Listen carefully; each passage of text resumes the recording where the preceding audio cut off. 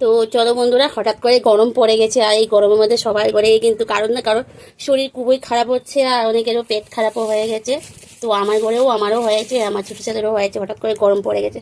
তো এর মধ্যে আর কি খাওয়া দাওয়া হবে, তো আজকে একটা হালকা করে পাতলা করে একটা রান্না করব। তেল মশলা বেশি দেবো না, শুধু মাছটা ভাজতে যা তেল লাগবে, মাছ ভাজার মধ্যে তো তেল দিতেই হবে, না হলে খাওয়া যাবে না। আর শরীরটা খুব অসুস্থ, তাও রান্না করছি, কারণ কালকে সিদ্ধ ভাত খেয়েছে, ওরা দুবার করেই সিদ্ধ ভাত খেয়েছে, কারণ আমি রান্না করতেই পারিনি। তো বেশি বক বক না করে শুরু করে নিই। চলো, মাছগুলোর মধ্যে সবাই প্রথমে লবণ দিয়ে দিই, আর দিয়ে দিই পরিমাণ মতো হলুদ। হলুদ দিয়ে মাছগুলো একটু ভালো করে মেখে মাছগুলো দিয়ে দিই। তো আজকে একটু হালকা পাতলা করে একদম মশলা ছাড়াই আজকে রান্না করব, শসা কোয়াশ গন্ধ বাদালির পাতা দিয়ে। তো কীভাবে রান্না করব সেটা তোমাদের সাথে আমি শেয়ার করব। আর যেহেতু একটা ভিডিও ডেইলি আপলোড করতে হয়, তো আমার ঘরে তো আমি ছাড়া কেউ নেই, আমারই করতে হবে রান্না বাড়া বলো, আর তোমাদের সাথে ভিডিও শেয়ার করার কথাই বলো, তো আমারই করতে হবে। তো সবাই প্রথমে মাছগুলো এখানে আমি খুব ভালো করে মেখে নিয়েছি হলুদ আর লবণ দিয়ে।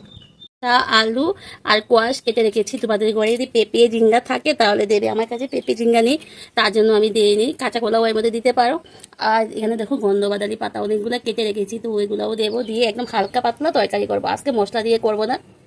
চলো মাছটা ভেজে নিই।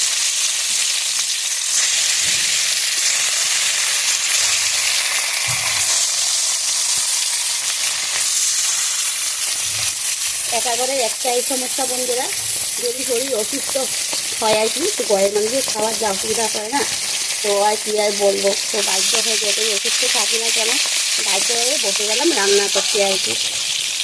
যদি আমি রান্না না করি দিই তো ওরা কী খাবে বলো তো। তো ওদের দিকে তাকিয়ে আজকে আমি রান্না করতে বসে গেলাম।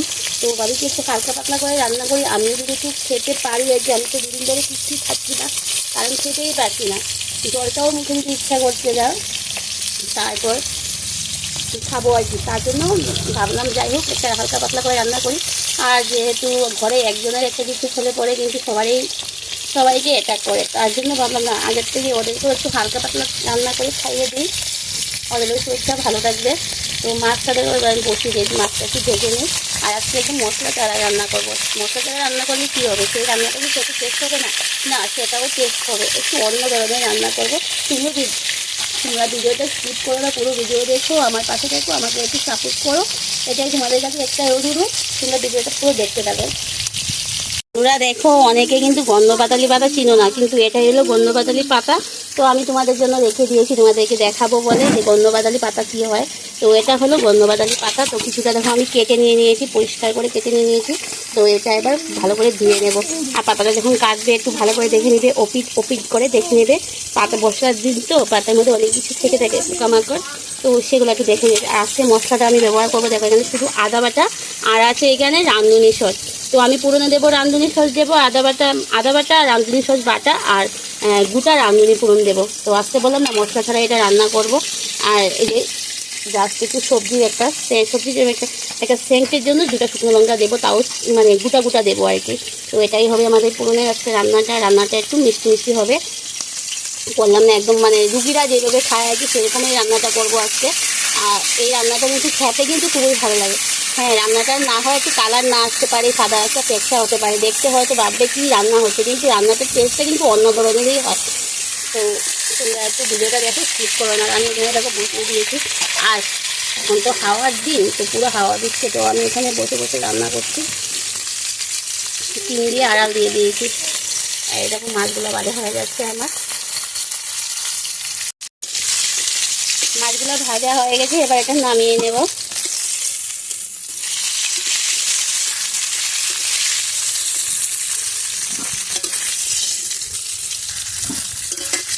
মাছগুলো সব ভাজা হয়ে গেছে, নামিয়ে নিলাম। এবার দিয়ে দেবো ওই তেলের মধ্যে ফোড়ন দিয়ে দেবো। তো এই রান্নাতে বেশি তেল লাগবে না, তো আমি দিয়ে দিলাম শুকনো লঙ্কা 2টা ফোড়নে। বাবা দেওয়ার সাথে একটা কেটে কোথায় উড়ে গেল, ও এইদিকে থালার মধ্যে পড়ে গিয়েছে, দেখো হাতে উঠে গিয়েছে। এই যে আমি রাঁধুনি ফোড়ন দিয়ে দেবো, তোমাদেরকে দেখাচ্ছি, কসুরি এই যে রাঁধুনি ফোড়ন দিয়ে দিলাম। এখানে বলেছি না রাঁধুনি বাটা আর আদা বাটা, তো সেটাও দিয়ে দেবো।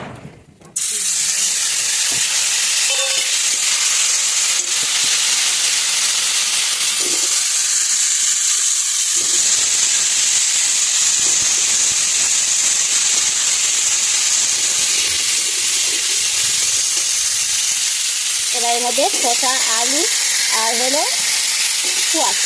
তো কোয়াশ, শসা এগুলো খুব ঠান্ডা আর পেটের জন্য খুব উপকার, আর গরমের জন্য তো আরোই ভালো।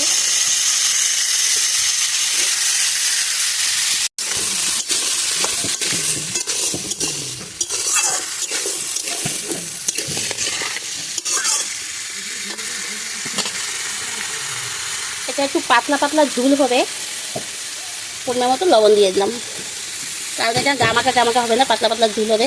আর এটা কিন্তু ঝুল খেতেই খুবই ভালো লাগে।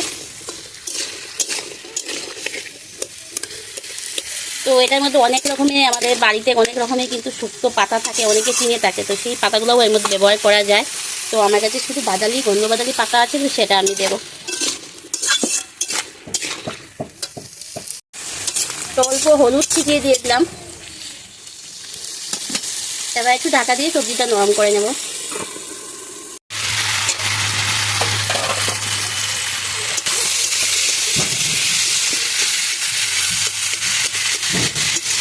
সবজিগুলো আমার দেখো খুব সুন্দর করে সিদ্ধ হয়ে গেছে, আর সবজির থেকে খুব সুন্দর একটা গন্ধ বেরিয়েছে, রাঁধুনি ফোড়ন দেওয়া হয়েছে, আর আদা বাটার একটা খুব সুন্দর একটা গন্ধ বেরিয়ে গেছে।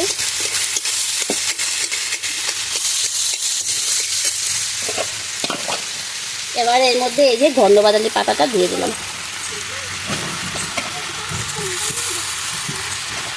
এই পাতাটা পেটের জন্য খুব উপকারী। এই পাতাটা কাঁচা পাতা খেলেও মানে খুব ভালো পেটের জন্য। আর কারো যদি পেট খারাপ হয়ে থাকে, গরম হয়ে থাকে, তো এই পাতাটার রস খেতে পারো, এই পাতাটা বাটা করে বাটা খেতে পারো, বা এই পাতা দিয়ে শুক্তো বানিয়ে খেতে পারো। এরকম হালকা পাতার তরকারি, হালকা পাতলা করে তরকারিও খেতে পারো, খুবই ভালো। আর এটা বড়া খেতে তো ভীষণ ভালো লাগে, বড়াগুলো একদম কালো কালো হয়ে যায়, কিন্তু খুবই উপকারী। যারা খাওয়া জানে না তারা জানে এই পাতালতার গুঁড়ো কিন্তু আলাদাই হয়।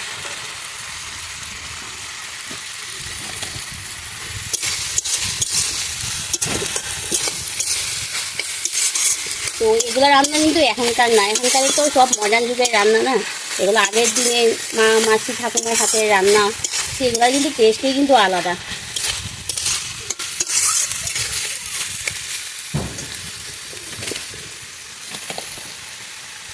এবার আমি এর মধ্যে পরিমাণ মতো জল দিয়ে দেবো, যেহেতু এই রান্নাটা বলছি ঝুলগুলো একটু বেশি থাকবে, তো জলটা আমি একটু বেশিই দেবো।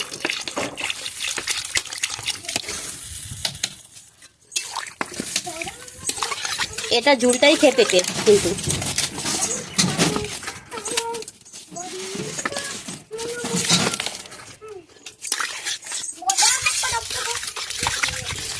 লাডু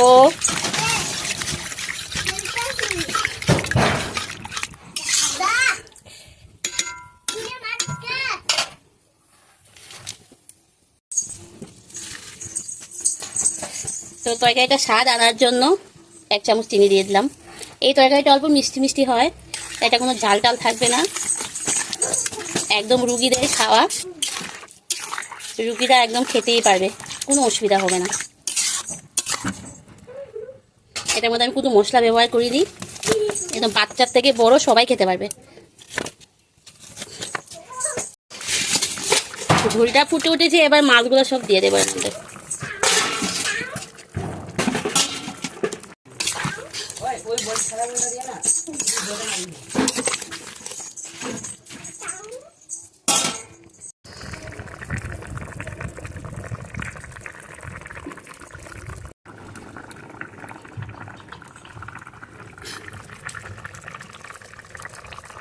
তো দেখো বন্ধুরা, রান্নাটা আমার এরকম হয়ে গেছে। তো এটা রান্না মানে এরকম হয়ে গেছে, রান্নাটা আমার কমপ্লিট হয়ে গেছে আর কি। আর এরকম অবস্থায় আমি নামিয়ে নেবো। আর এই রান্নাটা কিন্তু ঝুল খেতেই ভালো লাগে, এটা শুকনো করলে ভালো লাগবে না, এটা ঝুলটাই হলো টেস্ট। এই যে পাতা টাটার থেকে একটা বেরিয়েছে না, তো সেটাই খেতে টেস্ট আর কি। পাতার থেকে একটা রস টস বেরিয়ে খুব সুন্দর একটা গন্ধ বেরিয়েছে। আর এই রান্নাটা খেতে কিন্তু এরকম অবস্থায় ভালো লাগে, শুকনো করলে ভালো লাগবে না। তো এই অবস্থা আমি নামিয়ে নেবো। তোমাদের কাছে কেমন লেগেছে যদি ভালো লাগে লাইক করবে, কমেন্ট করবে, শেয়ার করবে। যারা এখনো আমার এই চ্যানেলটি সাবস্ক্রাইব করেনি প্লিজ সাবস্ক্রাইব করে দিও, পাশে থাকা বেল আইকনটা অল করে দিও। পরবর্তী যে নতুন ভিডিওগুলো করবো সেটার নোটিফিকেশন তোমাদের কাছে সঙ্গে সঙ্গে পৌঁছে যাবে। আর যারা আমার নতুন বন্ধুরা তোমরা ভিডিও দেখছো তোমাদেরকে অসংখ্য ধন্যবাদ।